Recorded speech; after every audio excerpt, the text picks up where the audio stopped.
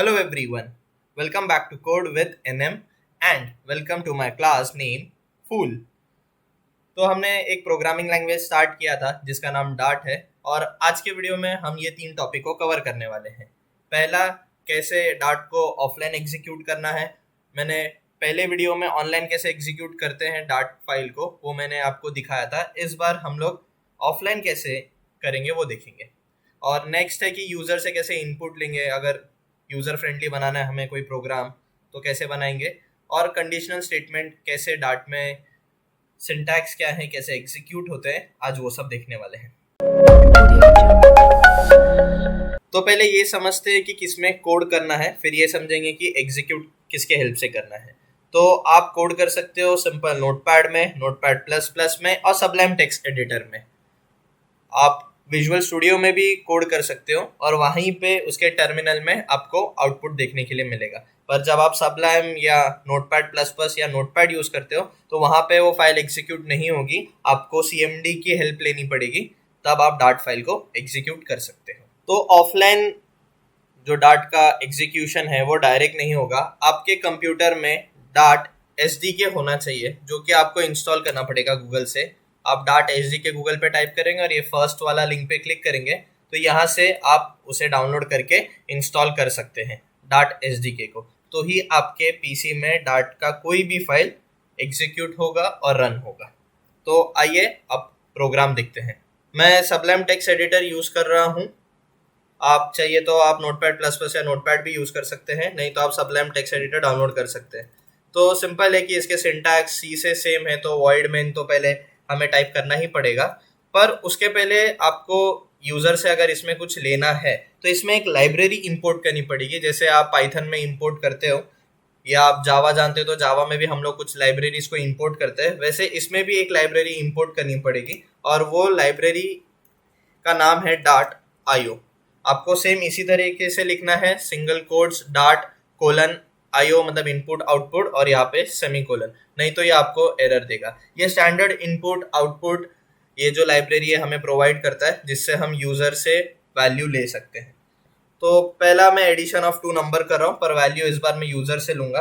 तो सिंपल है कि एंटर फर्स्ट नंबर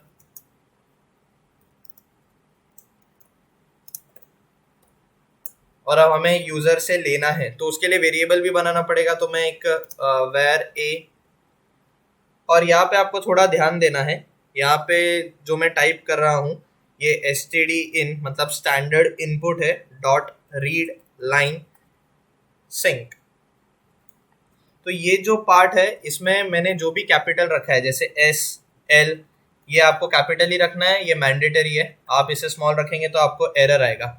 पर ये standard in dot read line sync है, ये बाय डिफॉल्ट जो भी यूजर वैल्यू देगा वो नंबर हो, फ्लोट हो या कैरेक्टर हो, ये उसे स्ट्रिंग में कन्वर्ट कर देगा। तो हम जब ए में अगर यूजर ने 10 डाला है और हम लोग सेम वेरिएबल और एक ले लेते, एक और वेरिएबल क्रिएट करते क्योंकि 2 वैल्यू लेना है एडिशन के लिए, और यहाँ पे और एक प्रिंटिंग स्टेटमेंट आएगा।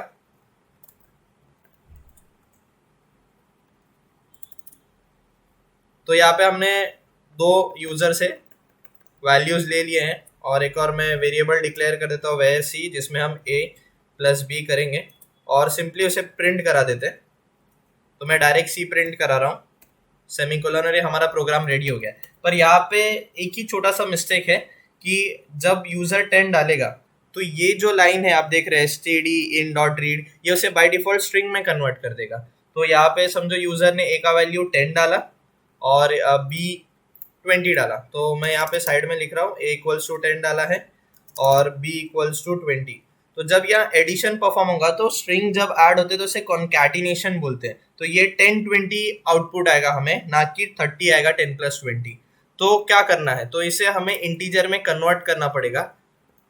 तो टाइप कास्टिंग तो आपको आता ही है, पर वैसे वो यूजर से वैल्यू लेके टाइप कास्टिंग करने जाएंगे तो बहुत बड़ा वो कोड हो जाएगा। तो सिंपली हम यहाँ ही पे उसे इंटीजर में कन्वर्ट करेंगे यूजर से लेते टाइम। तो इंटीजर में कन्वर्ट करते टाइम इंट पार्स और इसे पूरे ब्रैकेट में डालना है हमें। तो सिंपल है। अगर आप जावास्क्रिप्ट जानते हैं तो जावास्क्रिप्ट में भी हम ऐसा करते हैं, पार्स इंट अगर आपको पता होगा तो हम यूज़ करते हैं। तो सेम चीज़ है, क्योंकि ये सी और जावास्क्रिप्ट के सिमिलर प्रोग्राम है, इसके वजह से इसके सिंटैक्स भी बहुत सेम होंगे। तो ये सिंपल सा प्रोग्राम हो गया है कि हमने दो वैल्यू यूजर से लिया है, यहाँ पे ऐड किया और उस वैल्यू को डायरेक्ट प्रिंट किया है। तो प्रोग्राम को सेव करते हैं, पहला तो सेव करेंगे, मैं डेस्कटॉप पे ही सेव कर रहा हूँ और यहाँ पे मैं नाम दे रहा हूँ ऐड डॉट, इसका एक्सटेंशन है डॉट DART, जैसे .C.CPP होता है, डॉट जावा होता है, तो ये डाट है, डाट प्रोग्रामिंग लैंग्वेज है, इसके लिए डॉट डाट सेव करेंगे। ये फाइल सेव हो गया, यहाँ पे आप देख सकते हैं। अब CMD आपको ओपन करना है, CMD, तो CMD ओपन किए। अब यहाँ पे सी यूजर अज्यूज में है और ये मेरा फाइल डेस्कटॉप पे, तो मुझे पहले CD डेस्कटॉप पे आना पड़ेगा, तो मैं यहाँ डेस्कटॉप पे आ गया। अब इसे एग्जीक्यूट करने के लिए डॉट स्पेस और फाइल का नाम विद एक्सटेंशन, तो जैसे ही मैंने वो किया, देखिए एंटर फर्स्ट नंबर पूछ रहा है, तो मैं सेम वैल्यू डालूंगा 10 20, और मैंने डायरेक्ट प्रिंट C लिखा था तो 30 लिख के आ जाएगा। तो हमारा प्रोग्राम काम कर रहा है। आपको चाहिए तो आप ऐसा भी लिख सकते हैं, एडिशन ऑफ 2 नंबर और फिर C लिख सकते हैं, तो वो 30 लिख के वापस आएगा, बस एक प्रिंटिंग स्टेटमेंट के साथ। तो ये सिंपल था कि यूजर से कैसे वैल्यू लेना। तो कंडीशनल स्टेटमेंट देखने के पहले मैं आपको वो भी दिखा देता हूँ कि कैसे आप यहाँ पे प्रिंटिंग स्टेटमेंट लिख सकते हैं, ताकि डाउट ना रह जाए। तो यहाँ पे खाली लिखना है the addition of 2 number is, space देखिए यहाँ पे डॉलर देना नहीं भूलना, नहीं तो वो वेरिएबल को कॉल नहीं करेगा। जैसे बहुत प्रोग्रामिंग लैंग्वेज में हम कॉमा देते हैं, तो यहाँ पे हम लोग डॉलर यूज करते हैं, मैं पहले भी ये बता चुका हूँ।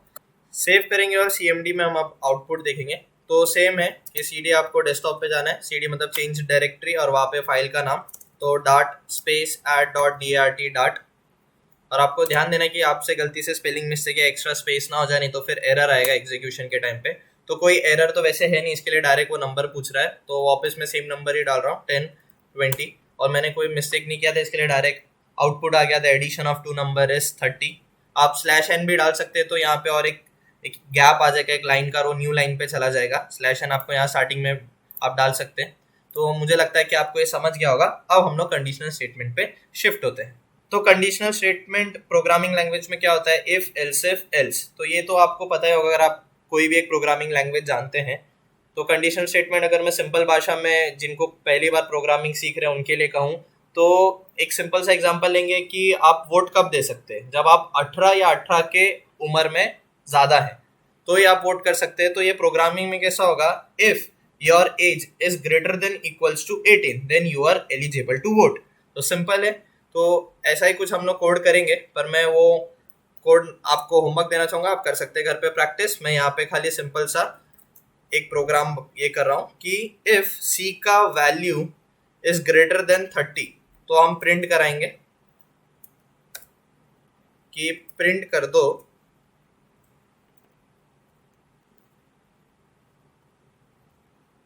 It is greater then 30। Simple मैं ज़्यादा कॉम्प्लेक्स नहीं कर रहा हूँ ताकि आपको समझे। सिर्फ हमें सिंटैक्स इसमें देखने हैं, सिंटैक्स समझने। तो मैं क्या प्रिंटिंग स्टेटमेंट में लिख रहा हूँ उस पर मुझे जज मत करिए। अब एल्सिफ में भी एक कंडीशन आएगा, तो अगर वो ग्रेटर देन 30 है तो एल्सिफ में वो 30 से छोटा होगा।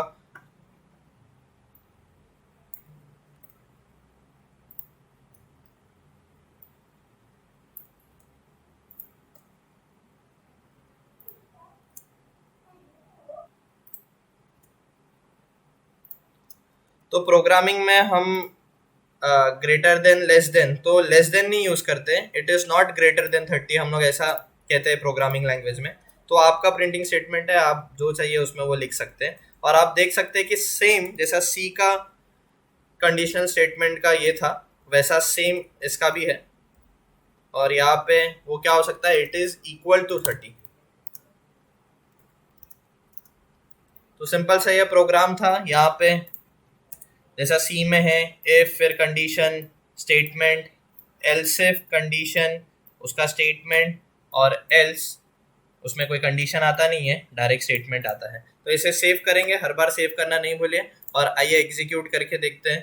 तो सिंपल है कि मैं ऊपर वाला एग्जीक्यूट करूंगा, तो यहाँ पे देख सकते हैं बहुत सारा एरर आ रहा है। तो ये एरर हम लोग देखते हैं, वहाँ पे दिखा रहा है कि कॉमा का एरर है। तो वह एरर आइए हम लोग सॉल्व करने की कोशिश करते हैं। और वह एरर ये है कि यहाँ पे आप देख सकते हैं मैंने सिंगल कोट बंद किया है पर मैंने ओपन नहीं किया, तो डार्ट एरर हमें दिखाता है। मैंने फिर से सेव किया है और वो उसी लाइन पे दिखा रहा है, बस सी जैसा वो राइट अप्रोप्रिएट एरर नहीं दिखा रहा है।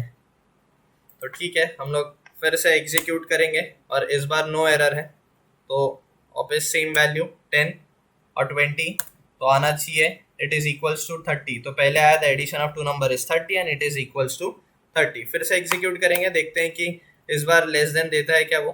तो it is not greater than 30, 5 5 10, obviously 30 से छोटा, और लास्ट बार ग्रेटर देन 30 आता है कि नहीं, तो 40 इट इज ग्रेटर देन 30 और हमारा प्रोग्राम काफ़ी सही चल रहा है। तो दोस्तों ये था कि कैसे हम लोग यूज़र से वैल्यू लेंगे, कैसे एडिशन परफॉर्म करेंगे, या आप सब्ट्रैक्शन, मल्टीप्लिकेशन, डिवीजन, वो वेरिएशन आप ट्राई कर सकते हैं घर पे, और कैसे इसका कंडीशनल स्टेटमेंट वर्क करता है। तो होप आपको ये वीडियो पसंद आया होगा। कुछ नहीं समझा तो आप नीचे कमेंट कर सकते हैं, पसंद आया तो आप इसे लाइक करिए और जितना हो सके उतना शेयर करिए। तब तक के लिए बाय।